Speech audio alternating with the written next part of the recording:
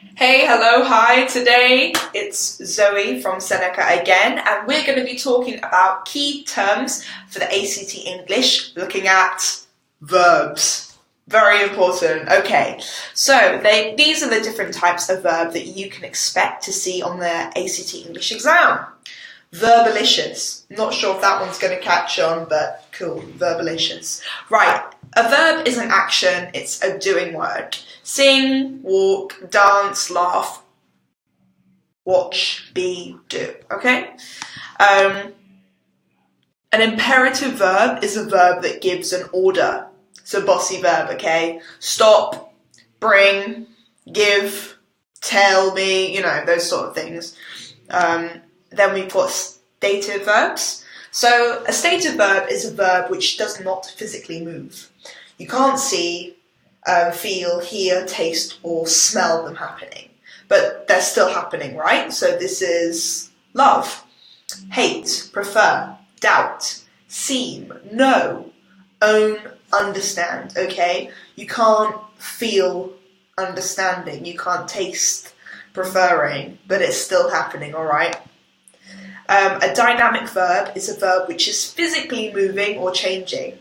Eating, walk, learning, growing, to sleep, to talk, to run, to read, to become, to go. Those are dynamic verbs. Okay, let's carry on looking. Which of these are verbs? Sing. I'm not going to sing, okay? You can ask as much as you want, I'm not going to sing.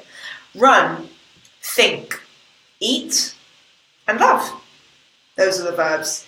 You can't, basically it's something that you can think, you can put to in front of it. So to eat, yeah, to love, yeah, to think, to thoughts, no. To food, no, you can't. Dynamic verbs, we've talked about this. So a dynamic verb is a verb which is physically moving or changing. Here are some examples. Crawl, to crawl. Run, you are physically moving or changing. To jump, you are physically moving and changing. To sing, you are physically moving or changing, okay? Right, active and passive verbs. So the voice of the verb depends on whether the subject is being acted on or performing an action. So whether something is happening to the thing or whether that thing is doing it, okay? So the active voice is when a subject is performing an action. The verb uses the active voice. So let's have some examples. Ryan played the character well. Ryan is performing the action here, okay? And so the verb is in the active voice. Also, Christian loved his wife. Christian is performing the action. He is loving his wife. So the verb is in the active voice. I want to sleep. I am performing the action. And so the verb is in the active voice. The passive voice is when the subject is being acted on. The verb uses the passive voice. So let's look at some examples. The character was played well by Ryan. Now, the character is the subject of the sentence and the character is being impacted on, so the verb is in the passive voice. Christian's wife was loved by Christian. Christian's wife is now the subject and is being impacted on. Christian's wife is being loved by Christian, and so that means the verb is in the passive voice. I was overcome by sleep. I am the subject and I'm being impacted on, and so the verb is in the passive voice. Finding your voice, the ACT edition.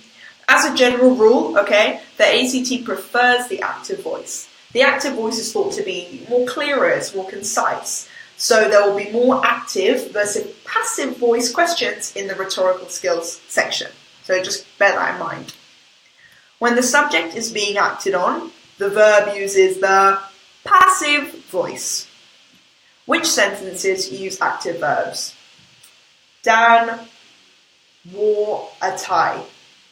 Yeah, because Dan is doing the wearing. He's the active party in that sentence. Leslie washed her car, as opposed to the car was washed by Leslie. Leslie is doing the action. Leslie is the subject. Leslie is being active in it. She is washing her car. Also, my grandmother hates turkey and Chuck bought a car. Nice. Okay, now stative verbs. Stative. A stative verb is a verb which does not physically move, okay? You can't see it, you can't feel it, can't taste it, can't hear it, can't smell it, still happening. So, love. That's a stative verb. You've also got, no, I like that one. Okay, forget. And hate. Okay? Right, so in the verb section we have the active voice, which is the subject that performs the action. Jenny eats dinner, Harry walks the dog, Monty points. Points? He paints the picture, okay?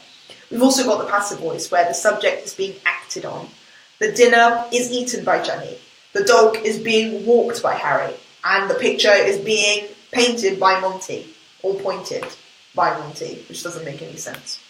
Which of the following is a verb? Sing, thing, ring, or wing? 5, 4, 3, 2, 1. Correct. Sing. I mean, I hope it was correct. We live in hope. Okay, Lexis, passive verbs. So this is the voice of the verb depends on whether the subject is being acted upon or performing an action. When the subject is being acted on, i.e. it is passive to the action, the verb uses the passive voice. So here, the bed was jumped on by the man. The letter was written by the cat. Love Hello Kitty. Legend. The dress was worn by Homer. It looks great in it. And the shoes were worn by the dog. Okay. What do we call ordering verbs? So, do this, give, bring, speak, go. It's an imperative verb. And finally, when a subject is performing an action, the verb uses the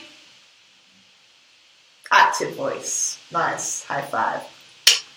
Okay, I'll see you guys next time on the next episode. Thanks for joining. Goodbye.